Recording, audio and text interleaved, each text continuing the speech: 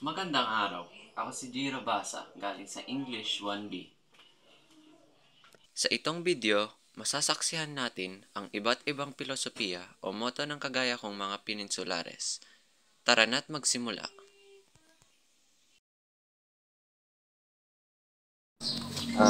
Good morning po. Ano po yung pangalan niyo? My name is Renzo Dabu and from B.Ed 2C. Okay po. Matanong lang po, ano po yung philosophy or motto niyo po sa buhay? At My- paano niyo po ito na-apply? My philosophy in life is everything happens for a reason. And na-apply ko to sa pang-araw-araw or nagagamit ko siya pang-araw-araw is ina-apply ko siya sa sarili ko kapag, for example, kapag may tinatahak akong problema sa araw-araw, like sinasabi ko siya sa sarili ko na may nangyayari ang isang bagay dahil may kadahilanan or nangyayari ang isang bagay dahil may patutunguhan or dahil may dahilan nga. Sige.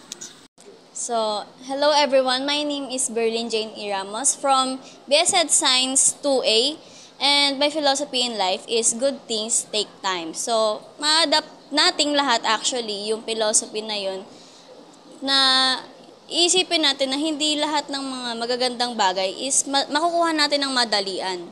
Lahat ng magandang bagay is nagtitake ng times and ng process para makuha natin yun. Yun po. Name is Sunshine T. Palaya, BS Ed Major in Philippines. My motto is, time is gold. Paano ko nga ba siya na-apply sa sarili ko? So, I spend my time sa mga bagay na hindi ko pagsisisihan in the near future. Kasi every minute and every seconds of our life is important. Ako nga po pala si Dana May M. David, B.Ed 3A. Yung philosophy ko in life is dream big, work harder. Paano ko nga ba siya ina-apply? Lahat naman tayo siguro may pangarap, di ba? So, kung gaano kalaki yung pangarap ko, ganun ko din siya pinagsisikapan makuha. Tulad ngayon, nandito ako nag-aaral kasi mas may pangarap ako sa buhay.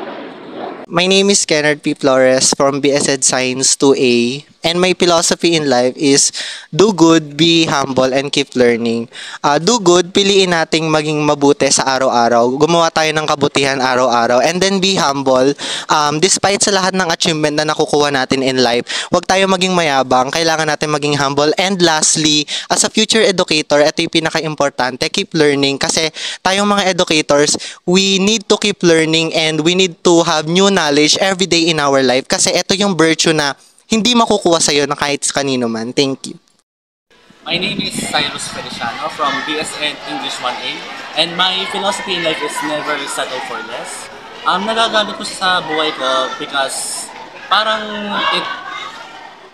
it forces me to improve myself even more and to take risks pagdating sa mga bagay like academics and personal concerns.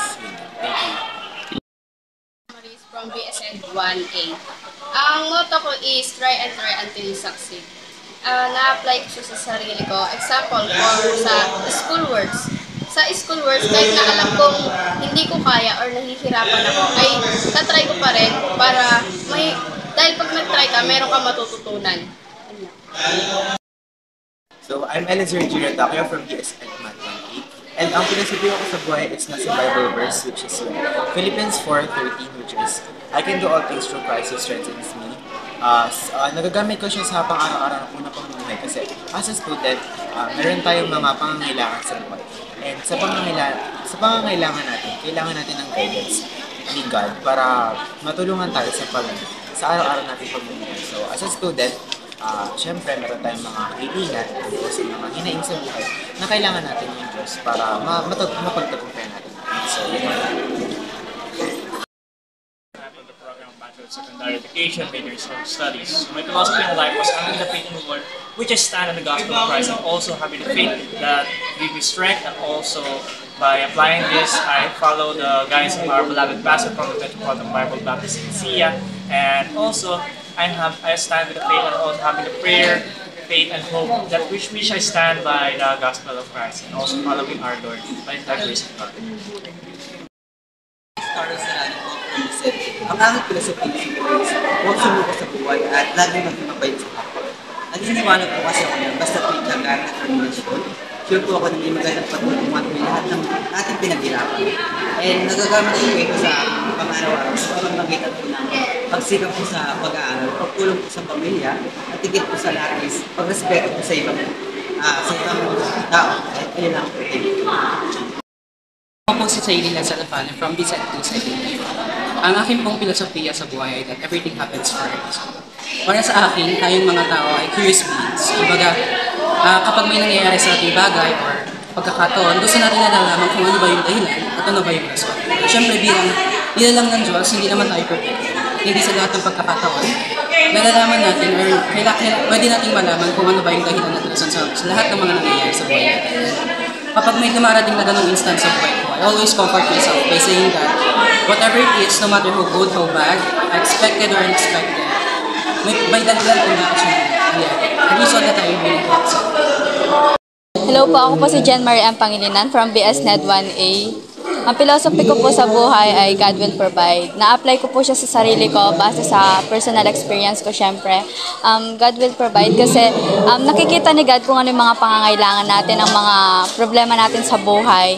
Basta ilapit lang natin at mabibigyan tayo ng solusyon, tutulungan tayo ni God sa lahat ng problema natin. Ayun lang, thank you. Aking huling natutunan ay mas marami na akong may aaplikado sa aking buhay dahil sa mga nakuha ko o na-receive kong mga filosofiya o motto na sa buhay ng aking mga kagayang peninsulares. Ayun lang. Thank you. Salamat. Bye-bye.